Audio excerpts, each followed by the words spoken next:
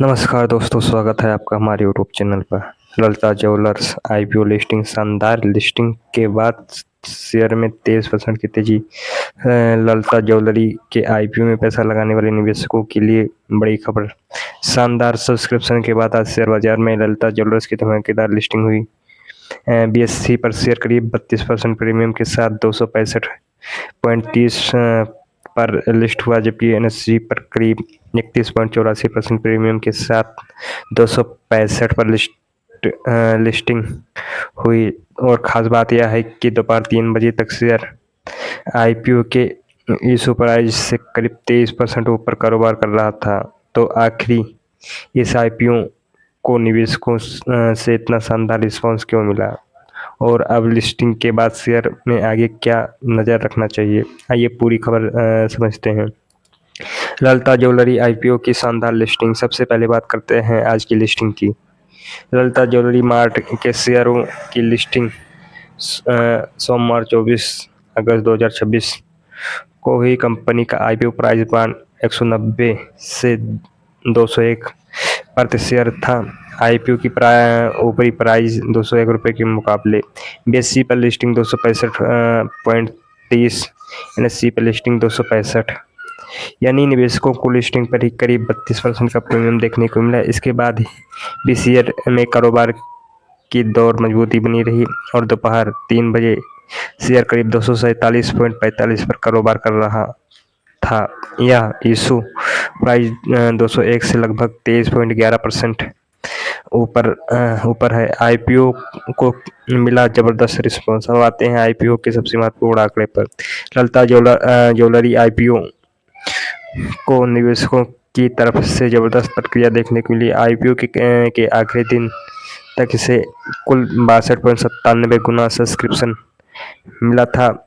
NSC के आंकड़े के मुताबिक आईपीओ में करीब 6.27 करोड़ शेयर ऑफर किए गए थे। इसके मुकाबले लगभग 395.22 करोड़ शेयर के लिए वॉल्यूम ली, यानी निवेशकों की डिमांड ऑफर किए गए शेयरों से कई गुना ज़्यादा थी। किस कैटेगरी में कितना सब्सक्रिप्शन? अगर कैटेगरी के हिसाब से देखें तो सबसे ज़्यादा उत्साह क्वालिफाइड इंस्टीट्यूशनल बायर्स यानी QIVs में देखने को मिला। QIV 145.38 गुना सब्सक्राइब हुआ, NII 73.90 गुना, रिटेल इन्वेस्टर 11.81 गुना। इन आंकड़ों से अंदाजा लगाया जा सकता है कि आईपीओ को संस्थागत और गैर संस्थागत निवेशकों की तरफ से भी मजबूत मांग मिली। एंकर इन्वेस्टर से 508 करोड़ जुटाए। आईपीओ से पहले कंपनी ने एंकर इन्वेस्टर से करीब 508 करोड़ जुटाए थे। इन एंकरों निवेशकों से बड़े नाम शामिल थे, जैसे गोल्डन सच, ICICI प्रूडेंशियल म्यूचुअल फंड, बंधन म्यूचुअल फंड। एंकर निवेशकों की भागीदारी को भी आईपीओ के संस्थागत दिलचस्पी के संकेत के तौर पर देखा गया। कंपनी आईपीओ से जुटाए पैसे का क्या करेगी? अब सवाल है कि कंपनी आईपीओ से जुटाई गई रकम का इस्तेमाल कहाँ करेगी। ललिता ज्वेलरी आईपीओ में करीब 1200 करोड़ तक के नए शेयर जारी किए गए। करीब 500 करोड़ तक का ऑफर फॉर सेल शामिल था। नई शेयर बिक्री से मिलने वाली रकम का मुख्य इस्तेमाल कंपनी का नया स्टोर खोलने और बिजनेस का विस्तार करने के लिए किया जाना है, यानी कंपनी अपनी रिटेल मौजूदगी को बढ़ाने पर फोकस कर रही है। कंपनी का business. Lalita jewellery mart jewellery retail business में काम करते हैं। कंपनी सोना, चांदी और डायमंड ज्वेलरी बेचती है। कंपनी का इतिहास भी काफ़ी पुराना है। ललिता ज्वेलरी मार्ट ने 1985 में चेन्नई के टी नगर में अपना पहला स्टोर शुरू किया था, यानी कंपनी दशकों से ज्वेलरी कारोबार में मौजूद है। लेकिन निवेशकों को किन बातों पर ध्यान रखना चाहिए? अब सिर्फ शानदार लिस्टिंग देखकर शेयर खरीदना जरूरी नहीं है। आईपीओ की मजबूत लिस्टिंग का यह मतलब नहीं कि शेयर आगे भी लगातार ऊपर ही जाएगा। लिस्टिंग के बाद निवेशकों को कुछ महत्वपूर्ण चीज़ों पर नज़र रखनी चाहिए। कंपनी की बिक्री और मुनाफे की ग्रोथ, नए स्टोर की सफलता, सोने की कीमत में बदलाव, ज्वेलरी सेक्टर की मांग, कंपनी का कर्ज और cash flow, valuation, promoter holding और भविष्य की घोषणाएं।